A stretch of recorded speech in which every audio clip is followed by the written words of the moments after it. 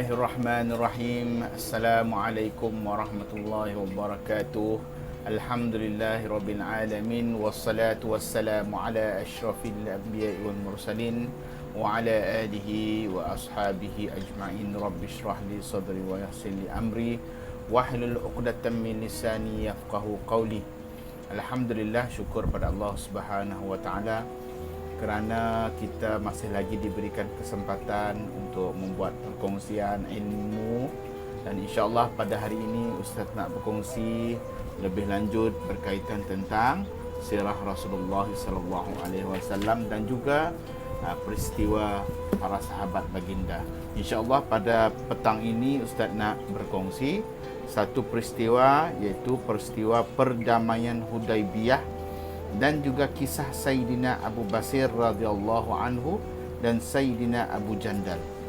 Bismillahirrahmanirrahim. Pada tahun 6 Hijrah, Nabi SAW telah pergi ke Mekah dengan niat untuk mengerjakan umrah. Orang kafir Mekah mendapat tahu berita tersebut dan menganggap perkara ini merupakan satu penghinaan terhadap mereka. Oleh sebab itu, mereka telah cuba menghalang dan menyekat baginda di Hudaibiyah. Para sahabat yang sanggup mengorbankan nyawa ada bersama-sama baginda sallallahu alaihi wasallam.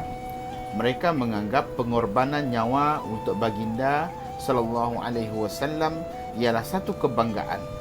Mereka telah bersedia untuk berperang, tetapi demi kebaikan orang Makkah, baginda sallallahu alaihi wasallam tidak ingin berperang, sebaliknya berusaha untuk membuat perjanjian damai.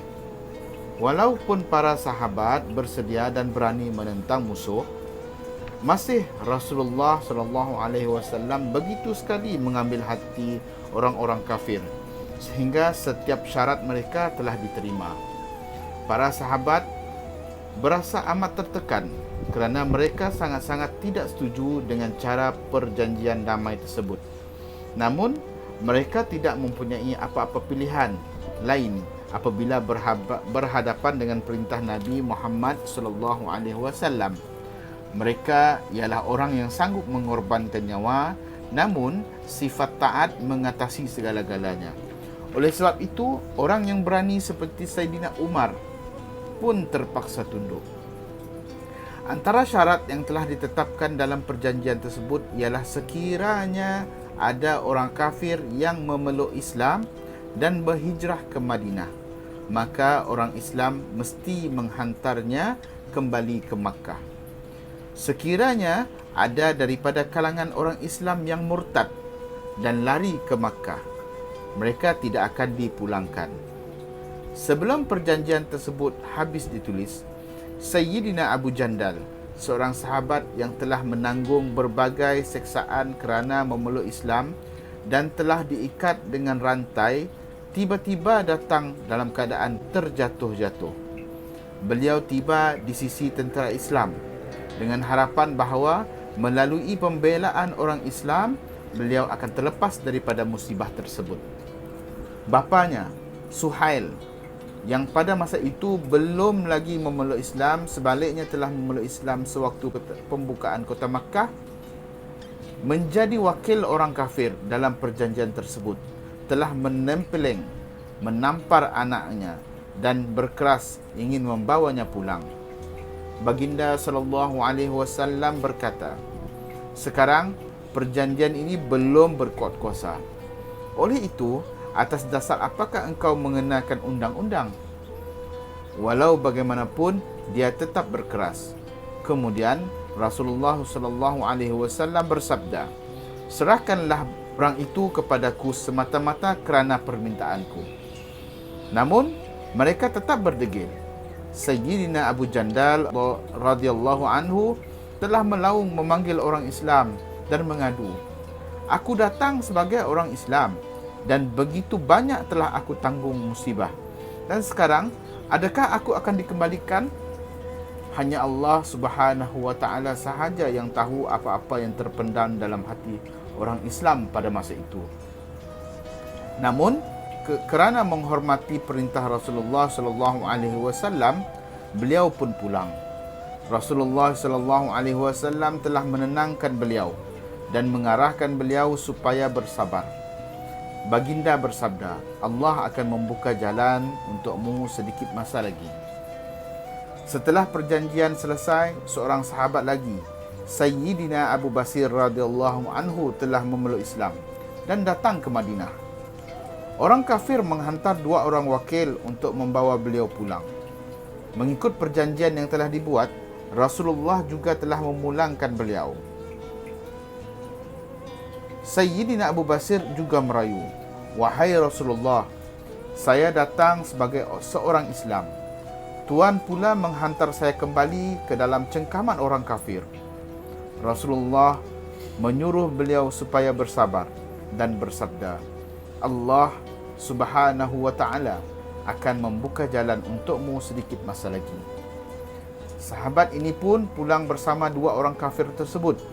Dalam perjalanan, beliau telah berkata kepada salah seorang daripada mereka, "Wah, nampaknya pedang engkau sungguh cantik.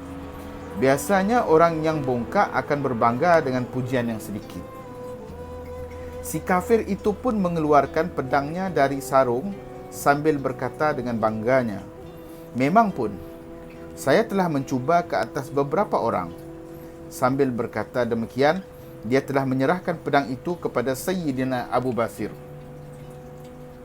Beliau terus cuba pedang itu ke atas kafir tersebut.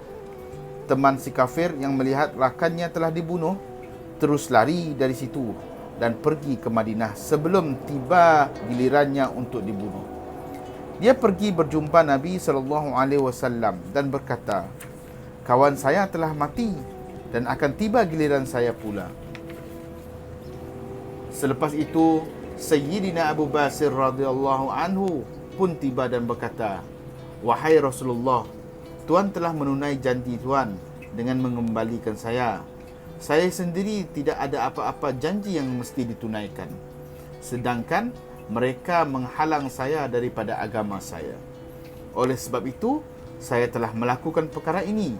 Nabi SAW bersabda, "Ini ialah penyemarak perang. Alangkah baiknya jika ada sesiapa yang dapat menolong dan membantunya." Melalui kata Nabi Muhammad SAW tersebut, Sayyidina Abu Basir radhiyallahu anhu dapat memahami bahawa pada masa itu pun sekiranya ada orang kafir datang menuntut beliau, maka beliau akan diserahkan kepada orang itu. Oleh sebab itu, beliau telah bertolak dari situ dan pergi ke satu tempat di tepi pantai. Orang Makkah telah mendapat pengetahuan hal tersebut.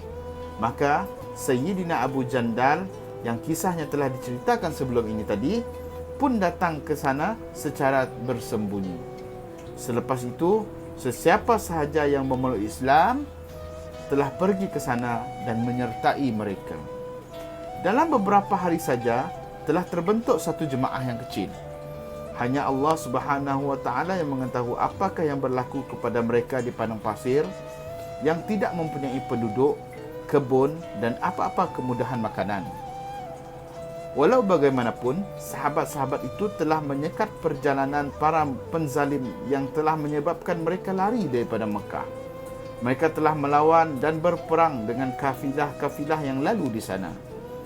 Mereka telah melawan hingga orang kafir telah menghantar utusan berjumpa Nabi SAW kerana merasa tertekan.